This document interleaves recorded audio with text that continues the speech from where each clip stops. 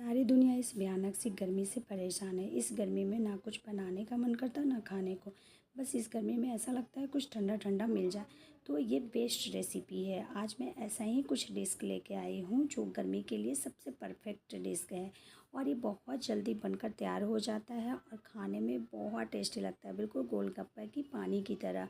और इसकी नाम है दही फुल्की। दही फुल्की बहुत हल्का होता है, स्पंजी होता है और 1 से 2 घंटा के लिए इसे फ्रिज में रख के और फिर इसे खाइए। बहुत ठंडा ठंडा बहुत मज़ा आएगा। पाचन भी इसको हींग वाले पानी में इसे डुबो के फिर उसको दही वाले पानी में ट्रांसफ़र करते हैं। फिर उसके बाद उसको आप स्पाइसी भी थोड़ा बना सकते हैं उसमें तड़का लगा के, लेकिन यहाँ पे स्पाइसी मैं नहीं बनाई हूँ। ये रेसिपी बहुत आसान है बनाना और इस गर्मी के लिए, भयानक सी गर्मी से आप भी अगर परेशान हैं तो इस रेसिपी को ट्राई करना तो बनता है। मेरी वीडियो अच्छी लगती है तो लाइक शेयर सब्सक्राइब कर दीजिएगा। तब तक के लिए बाय।